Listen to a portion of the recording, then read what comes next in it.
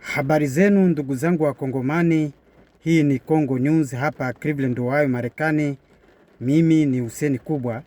Ninaenda kuliangalia kiundani swala la watu kuhama kutoka state moja kwenda state nyingine hapa Marekani. Maswala ya kuhama kwenda state tofauti tofauti ni vitu ambavyo tumeshazoea, ni michakato ambayo inayoendelea hapa Marekani. Ukiwa kwenye state ambayo huipendi, unaweza ukatoka kwenye hiyo state ukaenda kuishi kwenye state nyingine ambayo unafikiri itakuwa ni nzuri na maisha yako yatakuwa vizuri. Tuangalie baadhi ya state ambazo zinazoongoza watu kuhama kwenda kwenye state zingine. State ambazo nizajua ni state ambazo ni ngumu hapa Marekani. State kama Florida, California, kuna Texas, kuna Arizona, kwa sababu ya maisha ya juu yaliyopo huku kwenye state hizi. State hizi ni state ambazo zinazo tawaliwa na wazungu ambao wana maisha mazuri, wana kazi nzuri, wananunua manyumba, wana prefer kuishi kwenye sehemu kama hizi. Sasa hii preference ya wazungu inazifanya hizi state kuwa very expensive kwa mtu ambaye amekuja kama mkimbizi kutafuta maisha. Unaweza ukapata hela lakini ukamaliza hela zote kwenye gharama tu za nyumbani. Rent inakuwa ipo juu, chakula kinakuwa kinapanda bei, kila kitu huku inakuwa sio rahisi. Sasa watu ambao wanaoishi kwenye hizi state huwa wana asili ya kuhama kuja kwenye hizi state za baridi kwa sababu ya upatikanaji wa kazi. Maisha yanakuwa yapo rahisi kivile kutokana na upande wa kulipia rent, lakini sio sababu ya msingi ambayo inaweza kukufanya wewe uhame, kwa sababu Marekani ina mifumo ambayo ipo sawa sawa kwa upande wa kuishi. Ukiona state ambapo vitu vinakuwa vipo bei ya juu, hiyo state kuna kazi ambazo mshahara wake unakuwa upo juu, na state ambazo maisha yapo chini, kama chakula kikiwa kina bei ndogo, masuala ya kulipia nyumba yakiwa yameshuka, hivyo mshahara ule wa makadirio ya mwanzo unakuwa upo chini. Utakuta unalipwa $12, $13, $14, $15. Lakini hizo state za jua unaweza ukapata, yani ukaona wafanyakazi kule wanapata mshahara kuanza tuseme $17, $18, $20, $22, $25. Kinakuwa ni kitu cha kawaida kutokana na mifumo hiyo ya maisha yalivyo kwenye state moja au nyingine. Lakini kitu kingine ambacho kinachowafanya watu kuhama ni kutaka kuishi na ndugu zao ambao walikuwa wanaishi nao, ndugu zao ambao wanaowajua, waishi pamoja. Watu wengine wanaprefer kukaa kwenye makundi au sehemu ambapo kuna wakongomani wengi au kabila ile ambalo unalolijua linakuwa linaishi pale kwa wingi sana. Ni kitu ambacho mimi siwezi nikakushauri kwamba uhame state kwa sababu ya kwenda kuishi na watu wengine. Unatakiwa uhame state kama kuna ugumu wa maisha, kazi inakuwa ni ngumu, lakini kwa sababu ya maneno ya mtu ambayo yanakuwa ya kuvutia. Unajua mtu akitaka uje uishi naye anakuwa analeta maneno ya kuvutia kwamba huku kuna makazi, huku maisha ni rahisi, huku ni hivi, huku ni hivi. Marekani nzima hakuna maisha ambayo yapo rahisi, kwa sababu ili upate pesa natakiwa uende kazini. Usipoenda kazini hautopata pesa. Na ukiishi kwenye maisha haya ya kutafuta pesa, hakunaga reason kama hizo mnazopewa kwamba huku maisha yapo afadhali. Hapana. Lakini swala ambalo mimi naweza nikakushauri kama unataka kuhama au una kazi nzuri, unataka kununua nyumba sasa, kwa sababu kwenye hizi state za jua bei za nyumba zinakuaga zipo juu zaidi kuliko hizi state ambazo kuna baridi. Ukiangalia Ohio, Kentucky, maeneo kama ya Michigan, maeneo kama ya New York, maeneo ya Buffalo kule, unakuta bei ya nyumba inakuaga ina makadirio tu mazuri. Unaweza ukapata nyumba kwa $150 za Kimarekani, unaweza ukapata kwa $120. Hapa unaweza ukapata hata nyumba kwa $70,000, $50,000 ikiwa unataka kuirekebisha hiyo nyumba. Kwa hiyo possibility ya wewe kupata nyumba kwa bei nzuri hapa Cleveland au hapa Ohio ni tofauti na possibility ambayo unaweza ukatafuta nyumba ukiwa Texas, ukiwa Arizona, ukiwa upo haya masteti ambayo wazungu wanapenda kwenda kuishi, kutokana na wazungu wanapenda vitu vya kuenjoy. Sasa ile kupenda kuenjoy, gharama za haya maeneo zinakuwa zipo juu kutokana na makazi ambayo walionayo. Wao wanalipa, wao wana shida shida yoyote kuhusiana na kununua gari, kulipa renti nini, na wengine wanaishi kwenye nyumba zao binafsi ambazo wamezinunua. Sasa wewe mkimbizi ambaye umekuja hapa Marekani kutafuta hela, sio vizuri ukaishi kwenye hizi state ngumu ngumu za juu ambapo kila kitu kipo juu, ikiwa hauna watu ambao utakuwa unaishi nao ambao wanaweza kukusaidia kwa nalipia hizi bili ili kukabiliana na changamoto za hapa Marekani. Wewe Mwafrika ambaye hupo hapa, swala la kuhama inabidi ulifanyie tathmini ya chini sana kabla haujahama sehemu ambapo unapoishi kwenda sehemu nyingine. Unaweza ukaagiza mtu akaenda kufanya survey, ukaenda kuangalia maisha yalivyo, upatikanaji wa kazi, wewe mwenyewe ukaenda kama likizo tu kuangalia mwezi mmoja, ukaomba likizo kazini, ukakaa huku mwezi mmoja unaangalia lifestyle ilivyo.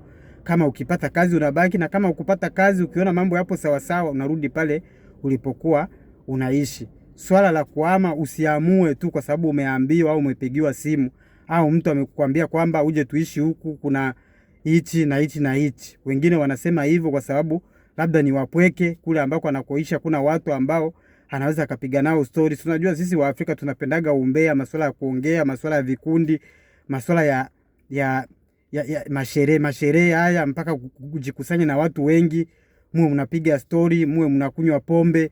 Yaani unatafuta sehemu ambapo kuna wingi wa watu.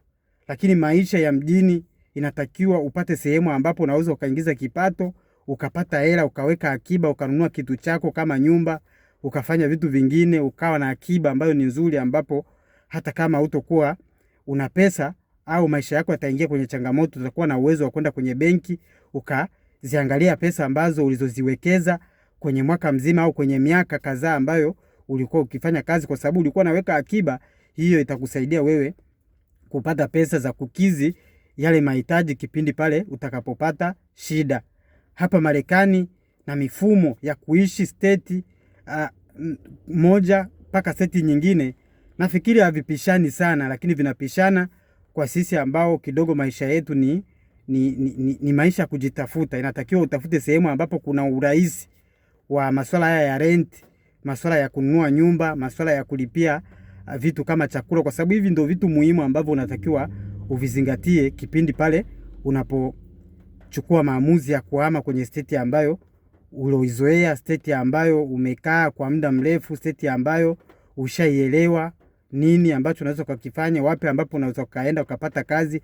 Masuala kama haya ni masuala ambayo unatakiwa uzingatie kabla hujachukua maamuzi ya kuhama au kumsikiliza yule ambaye anayetaka uende kwake muishi pamoja au muishi kama majirani. Huku Marekani hakuna ujirani. Mimi nikwambie tu ukweli.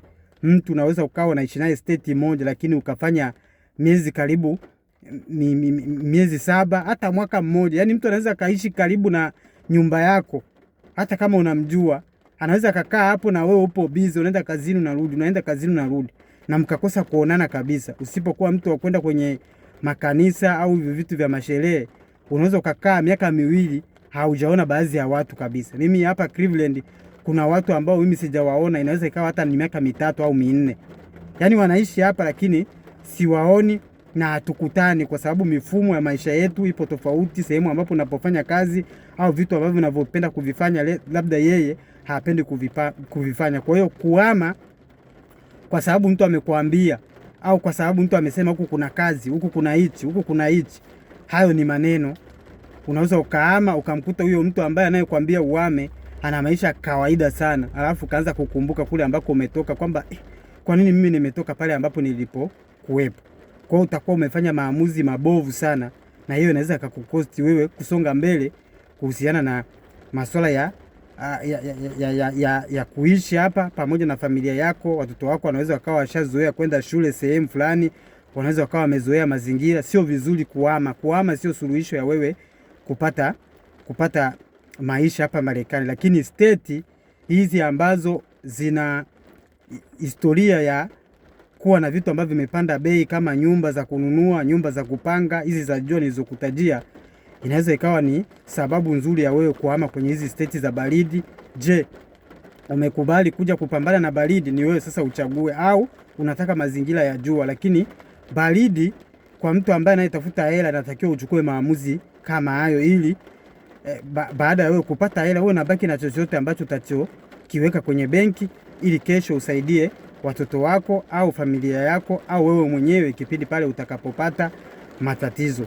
Swala la kuhama ni swala ambalo lipo sensitive sana, na kila unapopiga hatua za kutaka kuhama kutoka state moja kwenda state nyingine, kumbuka utakutana na changamoto kwenye state mpya ambayo utakayoenda kuhama, kwa sababu uzoefu hauna, mazingira ujui, sehemu za kazi utakuwa na tafuta watu ambao watakusaidia. Kazi ambayo labda unaifanya huko ushaizoea, unaipenda, huko unaweza ukaja ukapata kazi ngumu sana, kazi ambayo inakuchosha, kazi ambayo haikupi usingizi.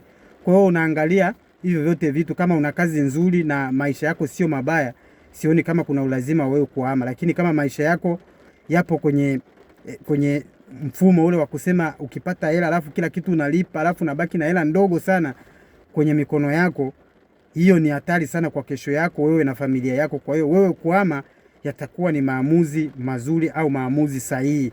Kwa mimi ambavyo nimefanya utafiti wa maisha hapa Marekani, masteti mengi yana mifumo tofauti tofauti, lakini hakuna utofauti mkubwa.